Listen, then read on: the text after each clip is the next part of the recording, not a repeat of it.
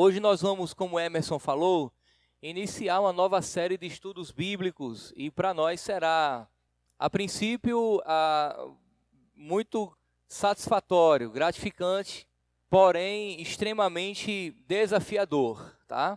Nós vamos tentar apresentar para os irmãos uma série de estudos no livro do Apocalipse. E o texto do Apocalipse ele é muito cheio de detalhes, um tom misterioso, por ser um texto em uma linguagem apocalíptica, profético, simbólico, mas nós vamos tentar apresentar para os irmãos de maneira razoavelmente compreensível. A nossa intenção não é desvendar todos os mistérios do Apocalipse, a gente não tem essa intenção. Nem temos a intenção de responder todas as perguntas de maneira a fecharmos a questão. Nós vamos ver que em algum ponto ou outro todos concordam, em outro há discordâncias enormes, e nós vamos tentar buscar aquilo que entendemos por ser as questões mais equilibradas, ok? Também não nos preocuparemos com as escolas escatológicas, né? Aqui não vai importar se a gente vai ser pré-milenista, amilenista, pós-milenista, enfim. Nós vamos tentar fazer uma leitura do texto e tentando compreender, fazer uma análise, não é, interpretativa do texto, uma análise teológica, literária, fazendo uso daquilo que nós chamamos de métodos histórico-gramatical, que seria, ao nosso ver, dos teólogos mais conservadores, né, contemporâneos conservadores, a maneira mais correta de interpretar o texto. Seria colocar o texto dentro do seu contexto histórico, não é? Fazer uma análise histórica, porque o texto foi escrito dentro de um período para pessoas reais, verdadeiras, e eles compreendiam esse texto. E fazer a análise gramatical do texto, o que as palavras querem dizer. A grosso modo, é isso que nós vamos tentar, ao longo da nossa exposição, apresentar então para os irmãos, ok? Mas antes de começarmos toda essa exposição, toda essa caminhada no livro do Apocalipse, vamos orar ao Senhor. Não se pode estudar a Bíblia sem o auxílio do Espírito Santo, ok? O Espírito Santo é o nosso mestre por excelência. Foi o que Jesus disse, né? Eu irei, mas vos enviarei um outro Consolador. Ele vos ensinará todas as coisas. Querer estudar a Bíblia sem o auxílio do Espírito Santo, sem intervenção do Espírito em si, não é interessante. Não é interessante. Nós vamos chegar a conclusões puramente humanas ou a conclusão nenhuma. Mas se o Espírito Santo iluminar a nossa mente, vai dar tudo certo, ok? Feche seus olhinhos aí onde você está e acompanhe comigo a oração. Querido Deus, nós te louvamos, Pai, por tua graça. Queremos louvar o Senhor, porque apesar de uma semana, ó Deus, tão cansativa de trabalho, de atividades no lar, no trabalho, na universidade, nós estamos iniciando uma nova semana hoje, domingo, o dia do Senhor. Nós estamos iniciando uma nova semana na tua presença, aprendendo a tua palavra. Ó Deus, nos abençoe nesta manhã, em que estaremos aprendendo mais um pouco da tua palavra revelada a nós. Desta feita, Pai, nós estaremos estudando o livro do Apocalipse, o livro temido por muitos, mas cremos que se o Senhor revelou é de teu interesse que aprendamos. Ó Deus, nos dá uma compreensão abençoada, transformadora de tua palavra. Ilumina as nossas mentes, ó Deus, para que possamos compreender de maneira razoável, de maneira, ó Deus, a nos sentirmos de fato alimentados a tua palavra. Que a revelação do Apocalipse possa trazer esperança ao nosso coração, possa trazer, ó Deus, fortalecimento nos momentos difíceis, possa ser um instrumento a nos sustentar no momento da batalha, na batalha da nossa luta contra, ó Deus, as forças do mal, as potestades, os principados, contra, ó Deus, as propostas mundanas, em nome de Jesus, que possamos, ó Deus, a partir da compreensão do Apocalipse, vivermos aqui na terra, nesta era presente, mas com toda a nossa esperança na eternidade. Em nome de Jesus. Amém e amém. Nós estaremos, irmãos, portanto, começando nesse momento o nosso estudo do Apocalipse. E como todo estudo, nós sempre fazemos uma introdução na primeira aula, para depois, então, entrarmos de fato e de verdade na análise do texto. Portanto, essa primeira aula de hoje, ela será introdutória. Não obstante, é importante que você permaneça com o texto aberto, porque nós iremos ler alguns versículos a fim de fundamentar aquilo que já estamos apresentando aos irmãos. Eu tenho compreendido e percebido ao longo da minha vida cristã que uma das dificuldades do cristão, de maneira geral, se aproximar do livro do Apocalipse é um certo receio àquilo que nele é apresentado. Eu não sei se você já percebeu, mas eu já tive essa experiência de quando eu era adolescente, eu acho até que já contei aqui aos irmãos, nós tínhamos uma Bíblia em casa, uma Bíblia enorme, daquelas Bíblias católicas, que ela vem cheia de gravuras no intervalo de um livro para o outro. Eu aprendi de maneira muito superficial, na realidade era uma coisa que estava mais no senso comum das pessoas, que não era interessante ler o livro do Apocalipse. Porque o livro do Apocalipse apresenta-se figuras muito grotescas, fala de pestes, de cavaleiros que trazem destruição, de Deus derramar o cálice da ira, da besta que sai do mar, da besta que sai da terra, do dragão, da serpente, e que a leitura do Apocalipse iria atrair para o leitor tragédia. É interessante porque era justamente, esse raciocínio que identifica o segmento evangélico do cristianismo com uma herança que foi herdada do catolicismo.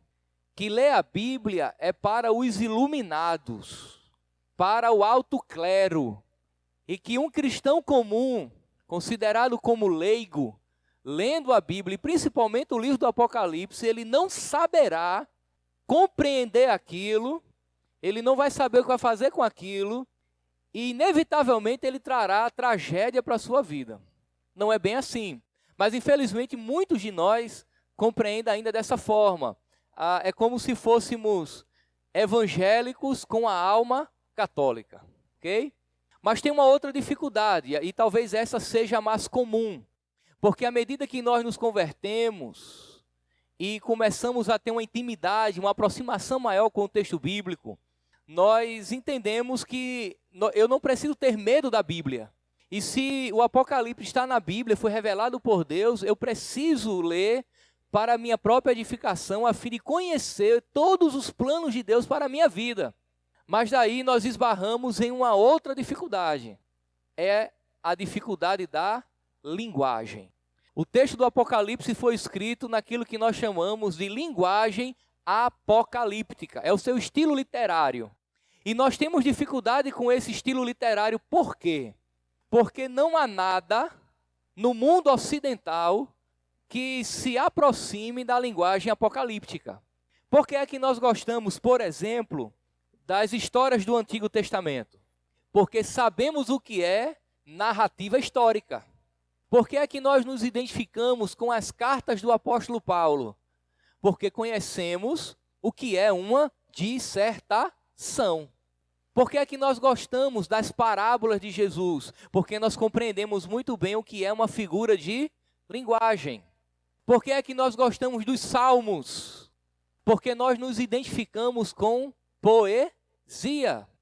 E principalmente os salmos. O brasileiro é um povo muito poético, porque tudo no Brasil vira música, tudo vira samba, não é?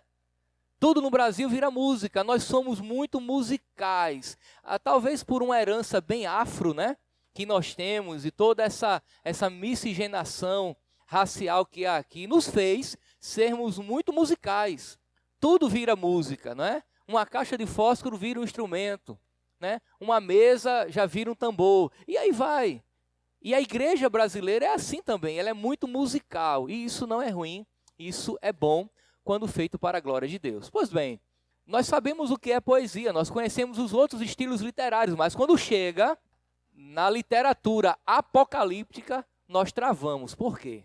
Porque nós não temos, na literatura ocidental, nada que se aproxime à linguagem apocalíptica, o que era comum no Oriente, naquele contexto, naquela época.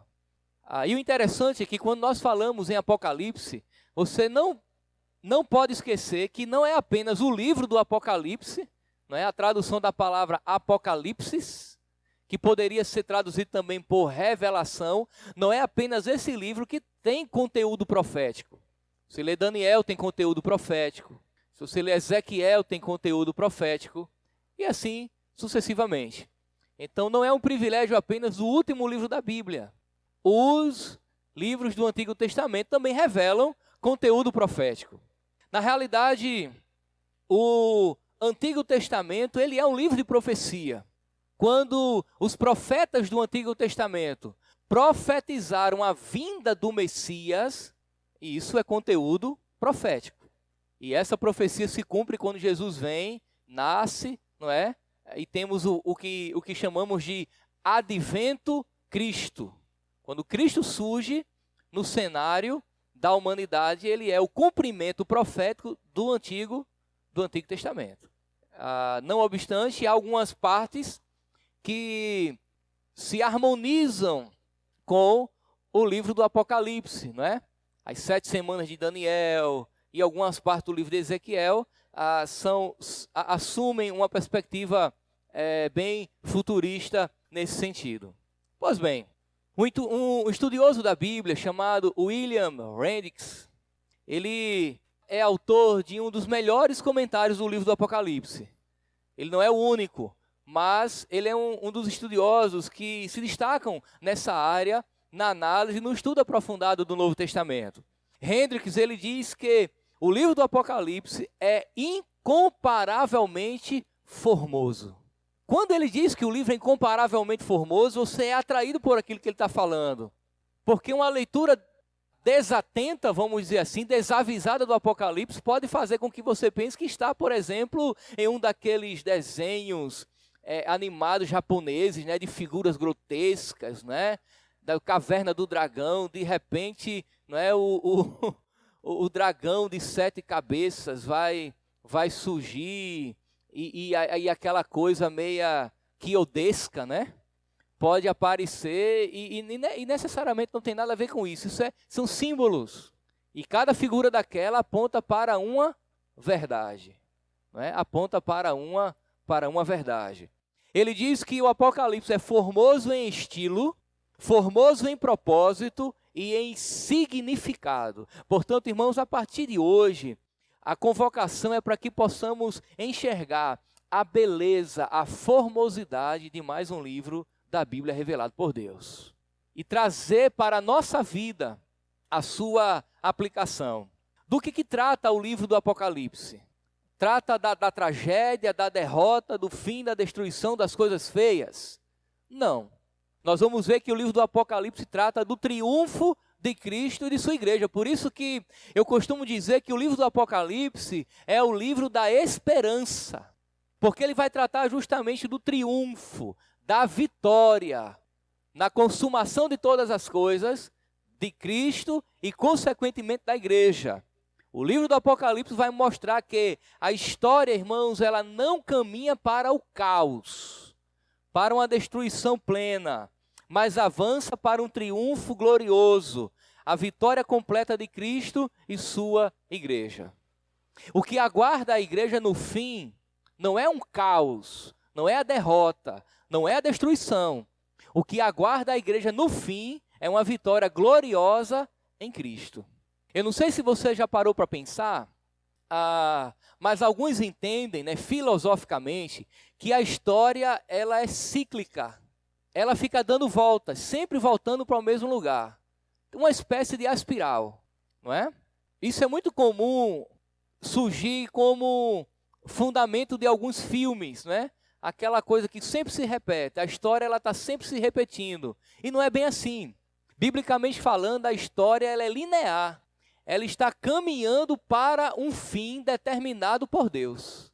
Deus dá início à história, Deus, ele desenvolve a história e Deus, ele consuma a história.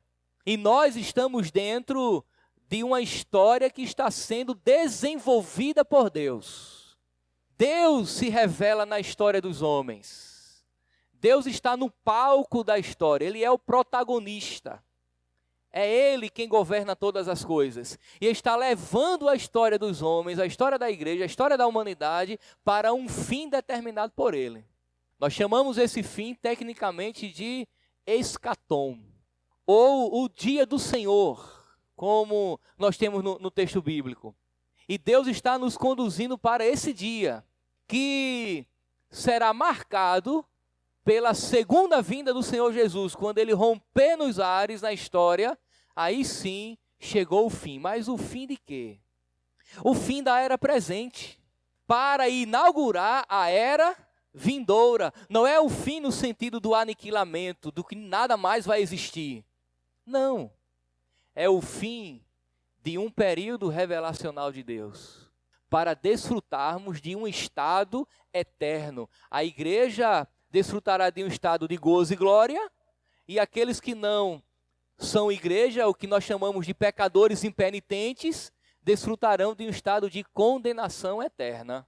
Portanto, para nós que cremos no Senhor Jesus, a história está caminhando para um fim glorioso e não um fim caótico. Será o fim em que Cristo surgirá triunfante no seu estado de exaltação, e nós, em Cristo, herdaremos a eternidade. É por isso que o apóstolo Paulo compreendia que em Cristo somos mais que vencedores. Essa é a vitória da igreja.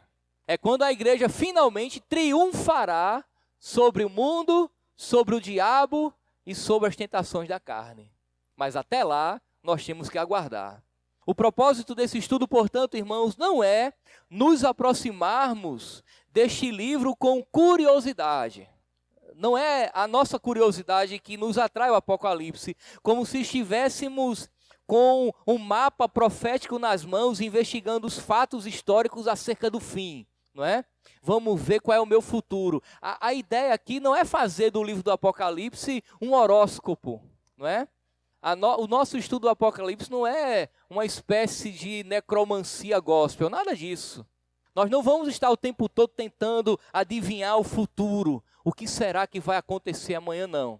A nossa tentativa é compreender a relevância dele para a nossa vida aqui, no presente, compreendendo que algumas coisas nós vamos ter que aguardar, porque de fato são futuras. Há, com certeza, um quê de futurismo no livro do Apocalipse. E nós vamos compreender o que é futuro e o que é presente e qual a relevância disso na nossa vida. Por exemplo, o que é futuro? Jesus já voltou? Temos que aguardar, é futuro. Nós não sabemos nem o dia nem a hora, mas ainda não aconteceu, ok? E tantos outros eventos que o Apocalipse vai nos revelar, nós temos que aguardar. Mas qual a relevância? Tanto daquilo que aconteceu, quanto daquilo que está acontecendo e daquilo que ainda vai acontecer para a minha vida hoje. Se eu creio que Jesus um dia vai voltar e isso é futuro, qual a relevância dessa expectativa para a minha vida hoje, no aqui e agora? Portanto, essa é a nossa expectativa. Nós não vamos nos aproximar com curiosidade, mas com esperança. Nós vamos fazer isso com o livro do Apocalipse, ok? Até porque o livro do Apocalipse vai revelar questões tanto morais quanto espirituais. Nós vimos que essa questão moral ela é muito forte na carta do Apocalipse, e você deve estar lembrado quando nós expomos as 7 cartas, o capítulo 2 e 3, aqui nos domingos à noite, como Jesus chama a sua igreja para o abandono do pecado, ok? O estudo do Apocalipse, portanto, vai nos incentivar à santidade, vai nos encorajar no sofrimento e nos levar a adorar aquele que está assentado no trono. É um dos temas do livro do Apocalipse, o trono. E nós vamos ver isso já a partir do capítulo 4 e 5. Pois bem, irmãos, Aqueles que se aproximam do Apocalipse, ou do livro do Apocalipse, com uma obsessão escatológica, eles acabam por perder a sua mensagem. Porque eles pensam que tudo vem, tudo vem, tudo vem, tudo vem, tudo é no futuro. E nada é para a sua vida no aqui e agora. Seria uma visão extremamente futurista, uma leitura extremamente futurista do Apocalipse. Mas se tudo vai acontecer, se tudo está para frente, qual a relevância para a contemporaneidade da igreja? A gente vai ter que fazer, ou utilizar-se desse ponto de equilíbrio. O livro do Apocalipse revela-nos alguns pontos bem práticos. Primeiro, se você quiser pode anotar aí. Primeiro, pontos práticos do Apocalipse. Primeiro, a certeza de que Jesus tem o controle da igreja. Nós vamos encontrar isso no livro do Apocalipse. Você lembra? No capítulo 2 e 3, quando Jesus inicia a sua carta e diz, eu conheço.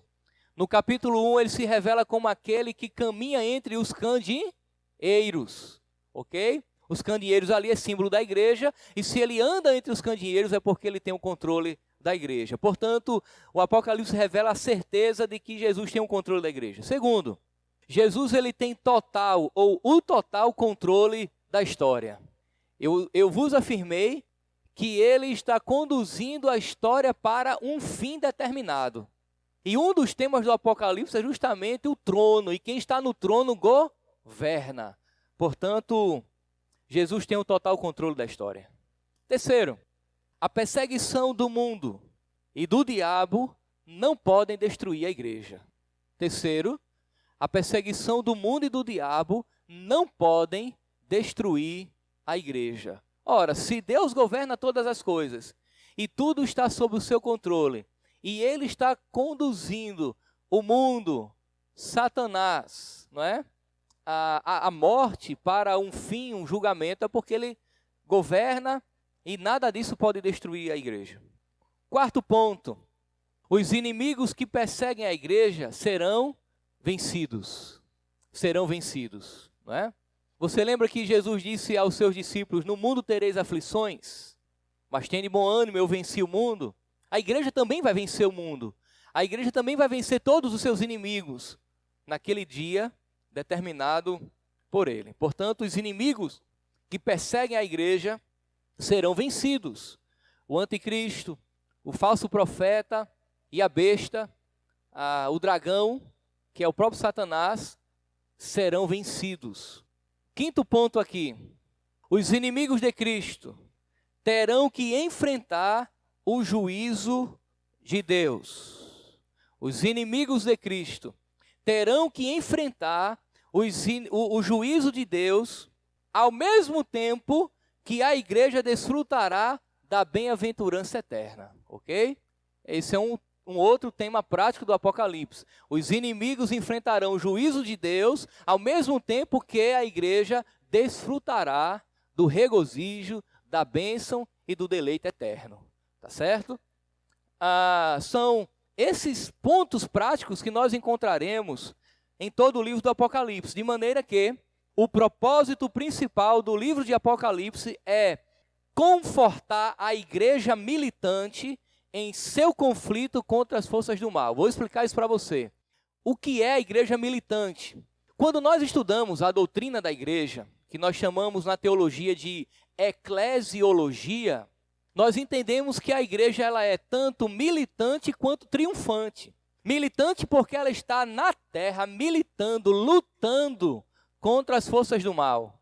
E essa igreja que é militante, essa igreja que milita, que guerreia, que labuta, ela sofre ataques das forças do mal. Mas, em seu conflito com as forças do mal, ela é vitoriosa. Lembre-se do que Jesus falou, que as portas do inferno não prevalecerão contra a igreja. Portanto, o principal propósito do livro do Apocalipse é esse. É confortar a igreja militante, ok? Acerca do seu triunfo em relação às forças do mal. O texto do Apocalipse, irmãos, está dentro de um contexto de perseguição. Os crentes estão sendo perseguidos pelo Império Romano. perseguidos até a morte, lançados nas arenas, para serem pisados pelos touros, devorados pelos leões. Eles se tornaram, os cristãos, motivos de um entretenimento maligno. Eles eram lançados nas arenas ao passo que as pessoas se divertiam com aquilo. Não é? Uma coisa muito estranha. Mas as forças do mal tentaram destruir a igreja. E o livro do Apocalipse vai servir justamente de consolo em um contexto de perseguição. Pois bem, o livro, irmãos, ele está cheio de consolação para os crentes afligidos. E eu quero ler alguns textos aqui com você. Veja bem, vamos lá. Aqueles irmãos, é dito que Deus vê sua lágrima. Abra lá em Apocalipse capítulo 7, verso 17. 7 e 17. Pois o Cordeiro que se encontra no meio do trono os apacentará e os guiará para as fontes das águas da vida, e Deus lhes enxugará dos olhos toda lágrima. Como é que você interpretaria esse texto aqui? Vamos, a princípio, ser bem literais. Bem literal. Imagine agora Deus descendo do céu com um lenço na mão, se aproximando de você, enxugando a sua lágrima. Você acha que é assim? Não. Portanto, o texto fala que Deus trará o quê? Consolo. Entendeu agora? Deus está trazendo consolo ao seu povo em meio ao sofrimento. Uma segunda pergunta, o povo de Deus sofre? Hã? Sim ou não? Você sofre? Tem certeza? Não é? Perceba que o sofrimento é uma marca do povo de Deus, que estão querendo tirar de nós por uma teologia maldita. Mas pastor, sofrer é bom quando se sofre pela causa do evangelho, por amor a Deus. A Bíblia diz que o Senhor trará consolo e que nós somos bem-aventurados. É a forma de Deus trabalhar na sua vida. Ou não é verdade que no momento da tribulação, nós temos as experiências mais profundas com Deus? É quando Deus nos fortalece. É quando Deus revela a sua vontade a nós de maneira mais clara. É quando nós estamos no leito que olhamos para cima. Mas nesse momento, o Senhor traz o quê? Consolo. E como é que o texto do Apocalipse diz isso? Ele enxugará toda a lágrima. Pois bem, suas orações produzem verdadeiras revolução no mundo. As orações da igreja. Vamos lá, capítulo 8, verso 3 e 4. Capítulo 8, verso 3 e 4. Veio outro anjo e ficou de pé junto ao altar, com incensário de ouro, e foi-lhe dado muito incenso para oferecer com as orações de todos os santos sobre o altar de ouro que se acha diante do trono. E da mão do anjo subiu à presença de Deus a fumaça do incenso com a oração dos santos. Olha só, a figura aqui é de um anjo segurando um incensário. Quem já viu, uma missa sempre abre com aquele incensário, né? Aquela coisa. Aquele incenso, ele sobe o quê? Um aroma suave. A ideia aqui é que um aroma suave está sendo elevado a Deus, mas junto com isso vai a oração dos santos. A oração da igreja. Portanto, o livro de Apocalipse, ele é um livro de consolações, porque temos a certeza que as nossas orações estão sendo elevadas a Deus como aroma suave. Se é um aroma suave, significa que Deus recebe as nossas orações. Você já esteve em algum lugar da cidade de João Pessoa, ou na sua casa, e de repente passa aquele caminhão de coleta de lixo? Eu já morei próximo ao mercado público aqui. E próximo às feiras públicas passam os caminhões mais terríveis, porque vai colher todo o fim da feira, e vai carne animal e tudo aquilo. É um cheiro, um odor horrível. aquele chorume que é produzido pelo lixo. E daí a nossa sensação é de quê? De repúdio, de ficar distante, de virar o rosto. Mas quando o aroma é suave, o que é que a gente faz? A gente recebe. Se as nossas orações estão sendo recebidas por Deus como aroma suave, significa que Ele está recebendo.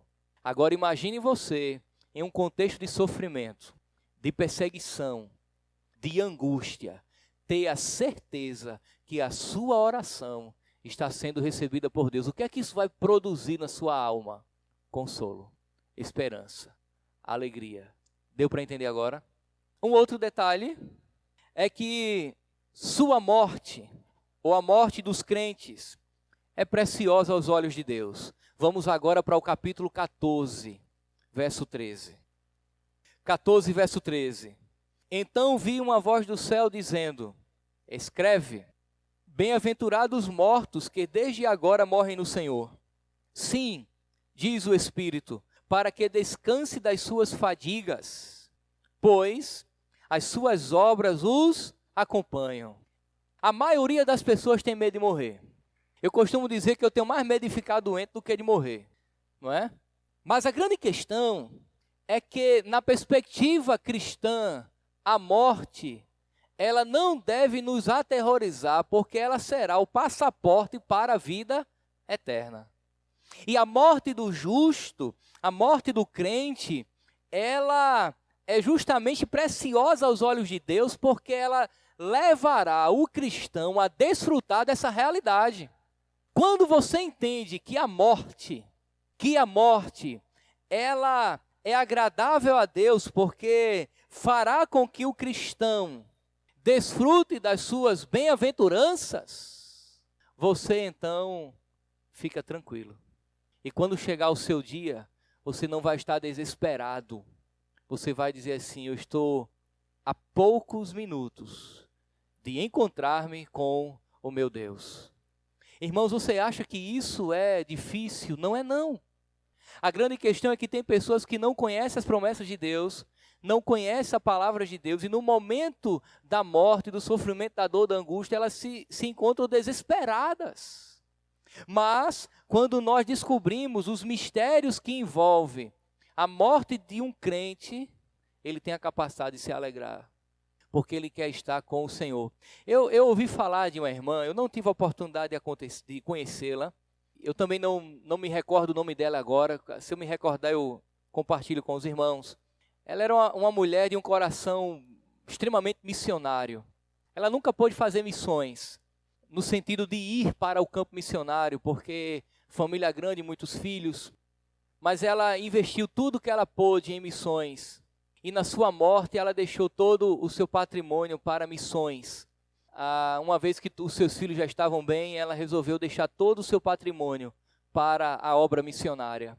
E daí um grupo de amigos e irmãos foram visitá-la no leito de sua enfermidade e oraram para que ela fosse curada. Ela interrompeu a oração e disse: por favor, já vivi demais aqui nessa terra. Eu já não aguento mais as angústias dessa vida presente. Por que vocês vão pedir a Deus para tirar de mim o privilégio de estar com Ele? Agora, irmãos, você sabe quem é a pessoa que faz isso?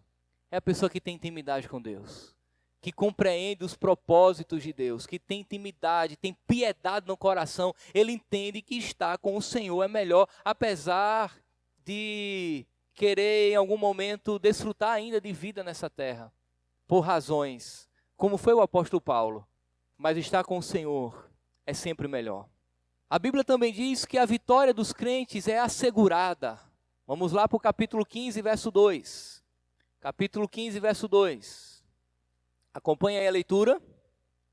Vi como que um mar de vidro, mesclado de fogo, e os vencedores da besta, da sua imagem e do número do seu nome, que se achavam em pé no mar de vidro, tendo harpas de Deus.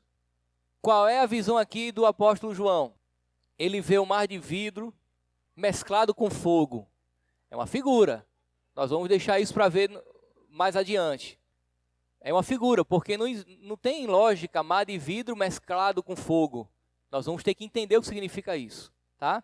Mas eu quero chamar a sua atenção que ele vê os vencedores da besta. Quem é que vence a besta? A igreja. O que é que eles estão fazendo? Eles estão de pé. A postura de pé aqui é uma postura de vitorioso, com harpas na mão. O que é que eles estão fazendo? Louvando a Deus. Logo, o texto fala que a vitória da igreja sobre as forças do maligno, no fim, está assegurada. Qual a resposta para a pergunta? Qual a possibilidade de a igreja ser derrotada? Nenhuma. Resposta certa. Por quê? Porque o dono da igreja não pode ser derrotado. Você está entendendo agora que o livro do Apocalipse é o livro da esperança, da verdadeira vitória do cristão? E que às vezes, pegando apenas essa ideia de vitória, que às vezes nós confundimos o que de fato é ser vitorioso e que não é ser vitorioso. Nós achamos que ter vitória é triunfar sobre as questões nesta vida. Que todas as portas se abrirão para o crente. Às vezes nós encontramos portas fechadas, não é verdade? Que nada vai nos acontecer, mas é possível que eu sofra um acidente. Que nenhum problema baterá a porta de minha casa, mas eu tenho problemas de família. Que eu nunca, jamais vou perder o emprego, mas às vezes a carta do RH chega com aviso prévio. Não é essa vitória que a Bíblia fala.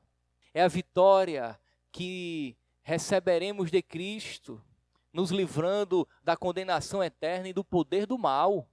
Então a gente tem que ter muito cuidado quando queremos romper em fé. E se o mar não abrir, eu vou passar por cima dele, porque não é bem assim, meu irmão. Às vezes, nós perdemos para aprender a ganhar. Você já percebeu isso? Que a gente só persevera quando vem as tribulações, e às vezes as derrotas em questões comuns da vida nos ensina e nos faz ter lombos mais fortes para suportar o mundo que jaz no maligno. Mas essa vitória aqui, ninguém tira, porque já foi dada à igreja. E o que é que isso faz? Nos gera conforto e consolo. Ok? Vamos lá então, vamos avançar um pouco mais. O texto diz que o sangue será vingado, o sangue dos mártires será vingado. Vamos para o capítulo 6, verso 9. Capítulo 6, verso 9. Olha o que diz aí. Quando ele abriu o quinto selo, vi debaixo do altar as almas daqueles que tinham sido mortos por causa da palavra de Deus e por causa do testemunho que sustentavam. O que é que o texto está dizendo, irmãos? Está dizendo que, na visão de João agora, ele está vendo aqueles que foram mortos por causa da palavra. Observe agora o capítulo 1, verso 9. Não perca o fio da meada. Olha só. Eu, João, irmão vosso e companheiro na tribulação, no reino e na perseverança em Jesus, achei-me na ilha chamada Patmos por causa da palavra de Deus e do testemunho de Jesus. Tanto João, o escritor humano do livro, vamos dizer assim, e os seus leitores estavam passando por tribulações, por angústias. Era um contexto de sofrimento. E daí, o verso 9 do capítulo 6 diz que João está vendo agora a alma daqueles que foram mortos por causa da palavra de Deus. Eles foram martirizados. Agora, observe o capítulo 8, agora, verso 3. Vi outro anjo que ficou de pé junto ao altar, com um incensário de ouro, e foi-lhe dado muito incenso para oferecer com as orações de todos os santos sobre o altar que se acha diante do trono de Deus. Aqueles que foram mortos são os mesmos que estão diante do trono. Logo, a morte para aqueles irmãos não era o fim. Eles foram restaurados por Deus. Outro detalhe aqui, o Cristo da igreja governa o mundo em seu favor. Capítulo 5 agora. Versos 7 e 8. Veio, pois, e tomou o livro da mão direita daquele que estava sentado no trono. E quando tomou o livro, os 4 seres viventes e os 24 anciãos prostraram-se diante do Cordeiro, tendo cada um deles uma harpa e taças de ouro cheias de incenso, que são as orações dos santos.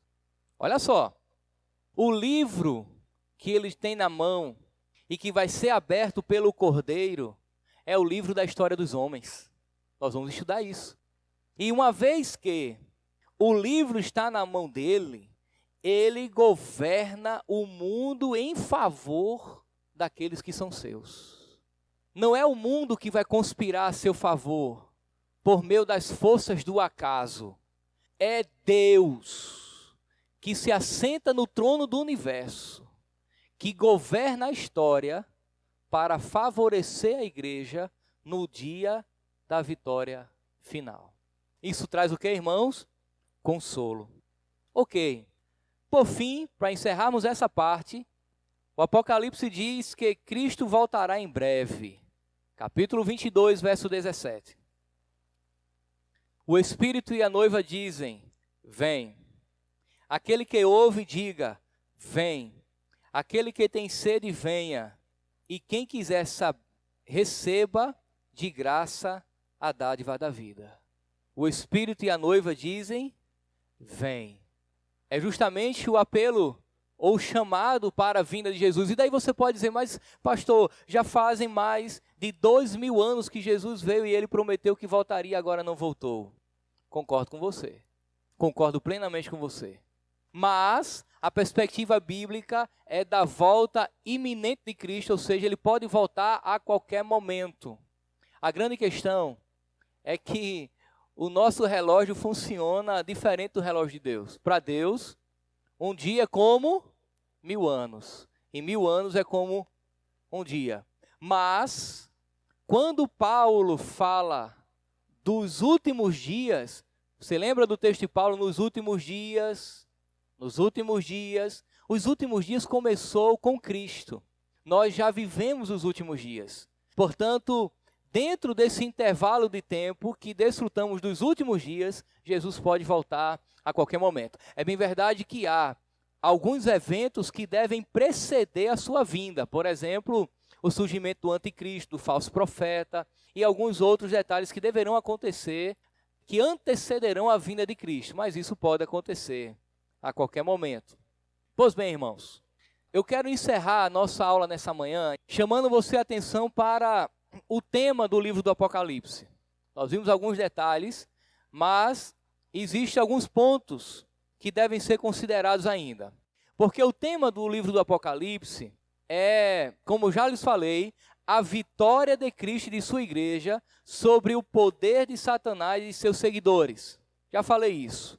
O diabo, o mundo, o anticristo, o falso profeta e todos os ímpios perecerão, mas a igreja, a noiva do Cordeiro, triunfará. Já falei isso. De maneira que Cristo sempre é apresentado como vencedor e conquistador. E eu queria ler alguns textos referente a isso com você. Vamos para o capítulo 1 agora. Capítulo 1, verso 18. Olha só o que Jesus diz aí. E aquele que vive, estive morto, mas eis que estou vivo pelos séculos dos séculos e tenho as chaves da morte e do inferno. Ele é representado aqui como aquele que vive, vencedor, ok? Vamos agora para o capítulo 5, verso 9. Acompanha aí. Capítulo 5, verso 9 até o final do capítulo, verso 14. E entoavam um novo cântico dizendo, digno és de tomar o livro e de abrir os selos, porque foste morto. E com o teu sangue comprastes para Deus os que procedem de toda língua, tribo, povo e nação. E para o nosso Deus os constituíste reino e sacerdotes, e reinarão sobre a terra. Vi e ouvi uma voz de muitos anjos ao redor do trono, dos seres viventes e dos anciãos, cujo número eram de milhares e milhões e milhares de milhares, proclamando em grande voz, digno é o Cordeiro que foi morto de receber o poder, a riqueza e sabedoria e força e honra, e glória, e louvor. Então, ouvi de toda criatura que há no céu e sobre a terra, debaixo da terra e sobre o mar, e tudo que neles há, estava dizendo: aquele que está sentado no trono e ao Cordeiro, seja o louvor e a honra e a glória e o domínio pelos séculos dos séculos. E os 4 seres viventes respondiam: Amém. Também os anciãos prostraram-se e adoraram. O Cristo registrado aqui é um Cristo derrotado ou vitorioso? Vitorioso. Vitorioso. Acompanhe agora o capítulo 6, verso 2. Vi então, e eis um cavalo branco, e o seu cavaleiro com arco, e foi-lhe dada uma coroa, e ele saiu vencendo para vencer. Alguns entendem que esse cavaleiro não é Jesus. Outros entendem que o cavaleiro é Jesus porque ele sai para vencer. Considerando que era Jesus, mais um texto que mostra a vitória e o triunfo do Cordeiro. Observe agora o capítulo 11, verso 15. Capítulo 11, verso 15. O 7º anjo tocou a trombeta, e houve no céu grandes vozes dizendo: o reino do mundo se tornou de nosso Senhor e do seu Cristo, e ele reinará pelos séculos dos séculos. Portanto, irmãos, Jesus triunfa sobre a morte, sobre o inferno, sobre o dragão, sobre a besta, sobre o falso profeta, sobre a Babilônia, sobre os ímpios, porque ele é vitorioso. O livro do Apocalipse ele pode ser sistematizado em 10 características básicas, ok? Eu vou apenas citar e na próxima aula a gente pode retomar a partir daqui. Primeiro, é um livro centrado na pessoa de Cristo. É um livro extremamente cristocêntrico, centrado na pessoa de Cristo. Segundo, é um livro aberto. É um livro aberto.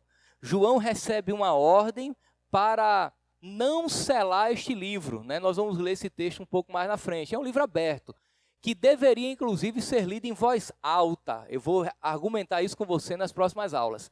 Ele deveria ser lido em voz alta, até porque o índice de analfabetismo no primeiro século era quase 100%.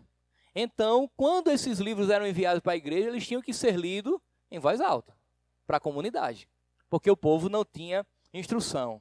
Terceiro, é um livro cheio de símbolos, você já percebeu, né? Um mar mesclado com fogo, aquela coisa. É um livro cheio de símbolos. Quarto, é um livro de profecia. É um livro de profecia. Algumas coisas ainda hão de acontecer.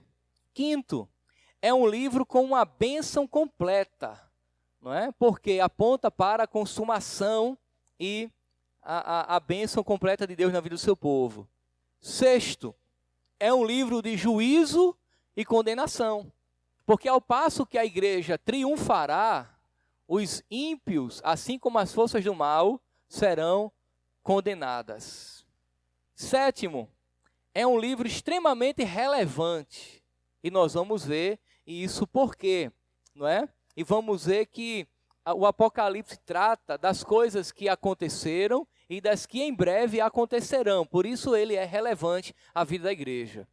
Oitavo, ele é um livro majestoso, é um livro o livro do trono e do Cordeiro, aquele que está sentado no trono, aponta para a majestade, ok? Nono, é um livro universal, porque João vê diante do trono povos de todas as línguas, todas as raças, todas as nações. Por fim, é um livro apoteótico, porque o Apocalipse ele é o clímax da Bíblia.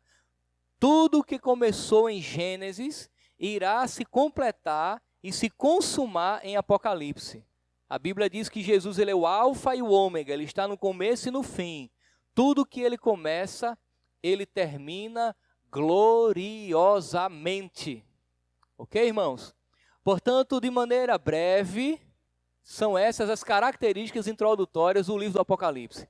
E o meu desejo é que você saia daqui hoje, nessa manhã de domingo, com um coração esperançoso de voltar no próximo e conhecer aquilo que o livro do Apocalipse tem revelado para você. Que você pegue tudo aquilo que está no Apocalipse E comece a colocar diante de Deus, principalmente se você está passando por um momento de angústia e de tribulação. São as promessas de Deus quem vai lhe sustentar nesse momento difícil e de dificuldade. É a esperança de que, apesar de a viagem estar sendo turbulenta, a chegada é certa. Não vai dar nada errado. O plano que Deus estabeleceu para a vida da sua igreja, do seu povo, irá ser consumado exatamente como Ele determinou desde sempre. Amém? Vamos orar ao Senhor, mais uma vez? Querido Deus, nós te louvamos por tua graça, Pai, e misericórdia. Obrigado por gerar em nossos corações nessa manhã tão grande esperança. Nós queremos apresentar diante do Senhor as tribulações da nossa vida, as perseguições que passamos em um contexto hostil ao Evangelho, hostil ao Senhor Jesus. Mas queremos render louvores ao Senhor. Nós queremos nos reunir nesta manhã com os santos anjos e dizer que o Senhor é santo, está assentado no trono e a ti toda a honra, glória, louvor eternamente, pelos séculos dos séculos. Ó Deus, gera esse consolo na nossa alma, nos dá a certeza de que o Senhor trará resposta em momentos de tribulação, livramentos, ó Deus, no momento da angústia. Nós queremos nos refugiar no Senhor porque ali temos alento. Nós queremos nos aproximar do Senhor Jesus, porque nele nós temos a fonte, ó Deus, de todos os recursos que precisamos. Nós te louvamos. Ó Deus, vai ao encontro de cada filho teu nesta manhã. Sonda, os conhece, e que o Senhor possa sustentá-los em nome de Jesus.